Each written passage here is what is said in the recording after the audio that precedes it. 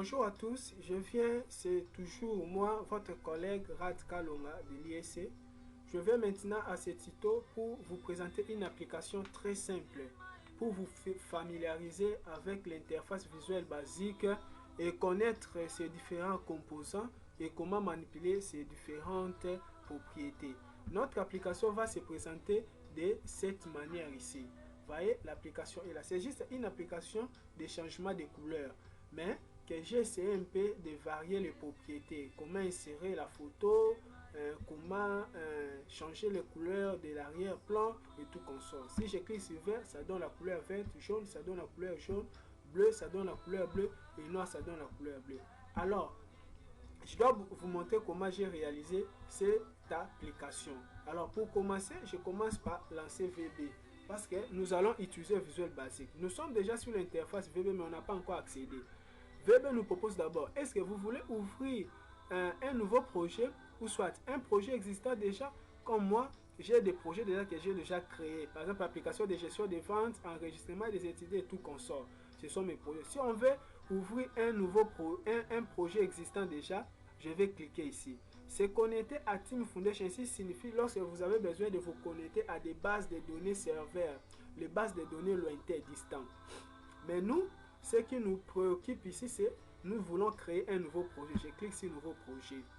Voilà, je vous avais parlé de bien maîtriser le fonctionnement des applications Windows Phone dans l'environnement VB. Vous voyez, VB nous propose plusieurs applications. Nous avons application Windows Phone, application WebF, application console et tout console. Application console, c'est lorsque vous voulez travailler en mode console, c'est-à-dire la programmation linéaire. Là-bas, il n'y a que des codes, il n'y a pas l'interface graphique. Mais nous, notre application nécessite une interface graphique, c'est-à-dire on va prendre l'application Windows Phone. Je clique là et puis je fais OK. OK, on attend et notre interface de Visual Basic est là. Alors, l'interface de Visual Basic a quatre parties. Nous avons la partie supérieure, la partie inférieure, la partie droite et la partie gauche. La partie supérieure a trois rubriques au moins. Nous avons barre des titres. La barre des titres reprend les noms de notre application. Par défaut, je n'avais pas nommé notre application, mais par défaut, Visual Basic a nommé ça Windows Application D, suivi du nom du logiciel que nous utilisons. Le logiciel que nous utilisons, c'est Visual Basic, vous voyez, Microscope Visual Basic. Et puis, deuxième barre, c'est barre de menu. Ici, tous les menus que nous aurons besoin, tous les composants que nous aurons besoin, ici, on va les soutirer dans cette barre de menu. Et puis, nous avons barre d'accès rapide ou barre d'outils standard. Pourquoi on appelle ça barre d'accès rapide? Parce que au lieu d'enregistrer, parce que pour enregistrer un projet, il faut aller dans le menu fichier, je clique et puis je viens ici enregistrer. Voyez? Mais je peux faire aussi, je viens ici barre d'outils directement, je clique ici enregistrer, vous voyez? Voilà. Et puis la partie inférieure, c'est juste une partie qui nous montre les erreurs que nous faisons. Toutes les erreurs qu'on fait durant notre projet, ça s'écrit ici. Et la partie gauche a deux parties. Nous avons explorateur des solutions et puis la liste des propriétés ici. Toutes les propriétés que notre application aura besoin, ça se répond ici. Et la partie de explorateur des solutions, ça n'est pas là-bas. Attends, j'enlève la liste des propriétés, il n'y en a pas. Mais je peux afficher ça. Il faut aller dans menu affichage. Tu cherches explorateur des solutions et là, explorateur des solutions s'affiche. Explorateur des solutions, juste et reprend l'arborescence de notre application. Vous voyez, jusque là, on a que forme 1 et forme 1 là. Alors, si on ajoute bouton, vous allez voir, bouton va apparaître là. Tous les composants qu'on utilise ici, ça doit apparaître dans explorateur des solutions. Et la partie gauche a aussi des parties. Nous avons la boîte d'outils, c'est-à-dire tous les outils que nous aurons besoin, on va les soutirer ici. Les boutons, les checkbox, les datasets, les labels. Voyez. Et deuxième partie, ici, de la partie gauche, c'est explorateur des serveurs. Ça n'est pas là-bas, on peut afficher ça toujours dans affichage. Tu cherches explorateur des serveurs là. Voilà. L'explorateur des serveurs nous permet de connecter notre application à une base de données.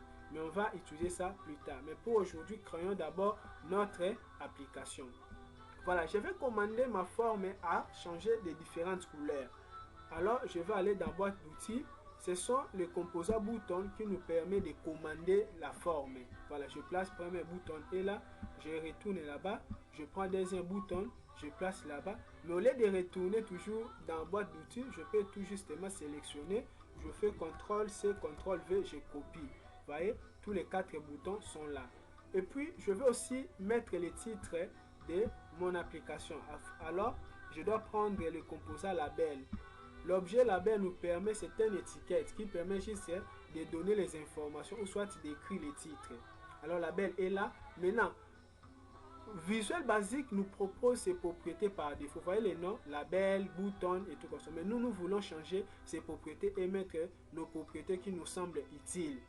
Alors, barre de propriétés, il n'y en a pas. Alors, je peux juste faire clic droit sur label et puis afficher la propriété. Vous voyez la propriété là. Pour changer les textes, je viens sur la propriété texte et j'écris par exemple les titres, c'est changement de couleur.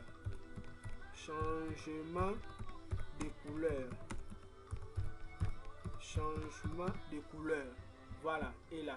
Mais c'est appareil en miniature. Alors, on a besoin d'agrandir ça. Pour agrandir et organiser notre texte, on va utiliser la propriété font. Je viens dans font, j'ouvre ça, et puis là, je peux changer. Il y a des différentes polices là-bas. Je mets ça en gras et j'augmente la taille. Je lui donne par exemple la taille 24 et puis je fais OK. Vous voyez, j'ai agrandi. Voilà. Maintenant, je vais dire que non, la couleur noire ne me plaît pas de mon titre. Je peux changer la couleur. Là, pour changer la couleur du texte, on utilise la propriété for color. Je pars là-bas, for color, j'ouvre, je personnalise pour chercher la couleur que j'ai besoin. Je lui donne par exemple la couleur rouge. Vous voyez, la couleur rouge est là. Alors, je vais sur le bouton. Je change maintenant les propriétés texte, par exemple. Je dois dire que non, ce bouton donnera la couleur vert à ma forme. Je dois aller dans la propriété texte, bouton 1, je fasse, et puis j'écris la couleur verte. Vous voyez? OK. Et puis deuxième bouton, je dois dire ça doit prendre de la couleur jaune. Et puis quatrième bouton, ça doit prendre de la couleur bleue, par exemple. Et puis dernier bouton, ça doit prendre de la couleur noire, par exemple. Voilà. Maintenant, ça doit prendre la couleur noire. Alors, maintenant, je peux essayer de tout sélectionner pour donner, essayer un peu d'agrandir. Voilà. Essayer un peu d'augmenter la taille. J'augmente la taille, je lui donne par exemple la taille 14. Je mets ça que ça soit en gras. Voilà, c'est fait. Vous voyez, je peux augmenter ça. Alors, je peux dire, non, il faut répondre. Alors, je peux dire que non. Oh, sorry. Alors, je peux dire que non. Je veux que la couleur du texte de mon bouton change. Je dois utiliser quelle propriété? For color. Comme ce vert, je dois respecter. Je lui donne aussi la couleur vert, personnaliser la couleur verte. Vous voyez? Je veux dire aussi la couleur de mon arrière-plan. Je veux que ça change. Pour changer la couleur de l'arrière-plan, il faut aller dans la propriété Back Color. Back Color. Et là, j'ouvre, je personnalise. Je lui donne par exemple la couleur jaune. Vous voyez? Je viens sur la deuxième bouton, je fais même procédure. Pour changer la couleur du texte, on va utiliser For Color. J'ouvre et puis je vais pour personnaliser. Je lui donne la couleur jaune par exemple. Et pour changer la couleur de l'arrière-plan, je dois aller sur Back Color. J'ouvre et je personnalise. Je donne par exemple la couleur verte. Vous voyez? Et je viens maintenant sur les boutons suivants.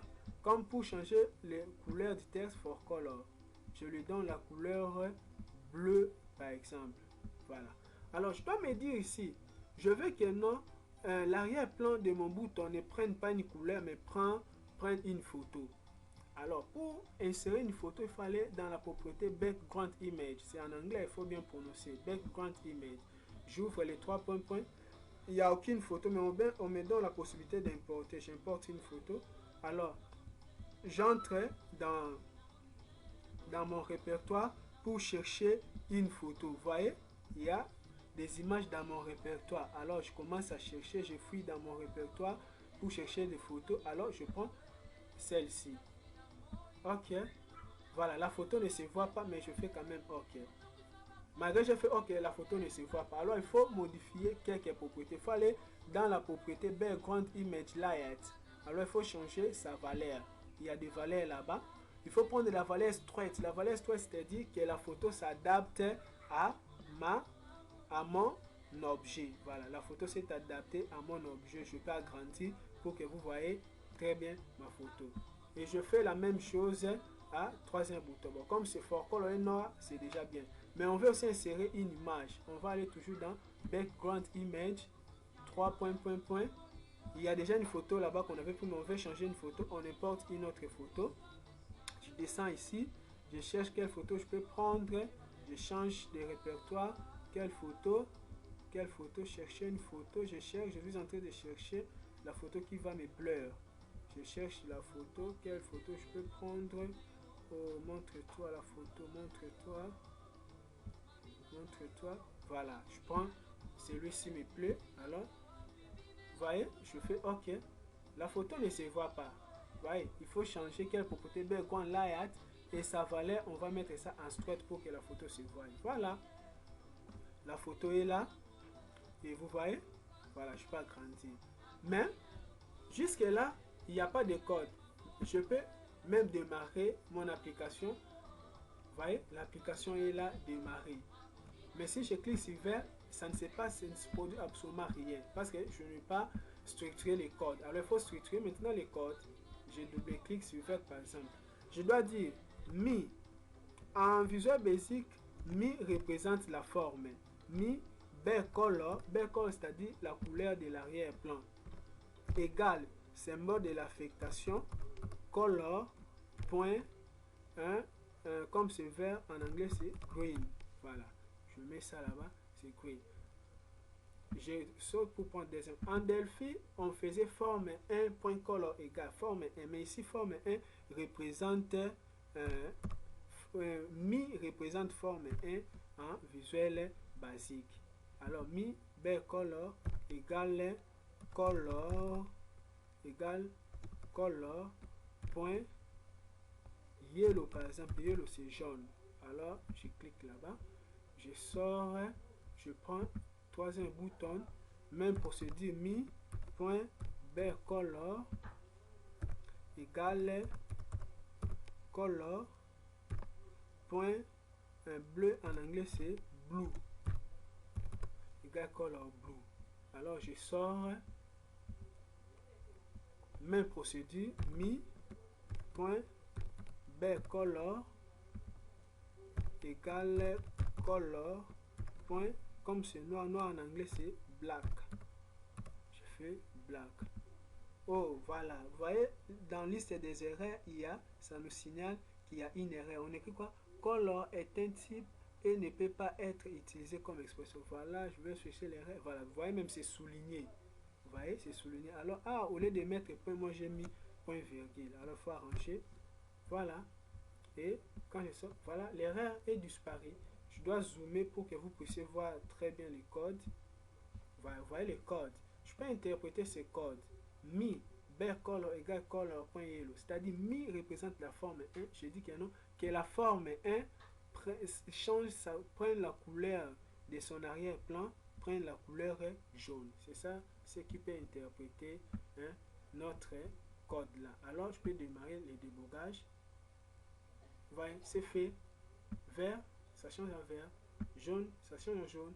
Bleu, ça change en bleu. Et noir, ça change en noir.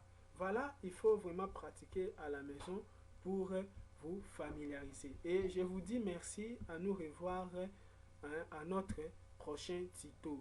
En attendant, portez-vous bien. C'est toujours moi, votre collègue, président Rad Kalonga du groupe d'études Les Scientistes.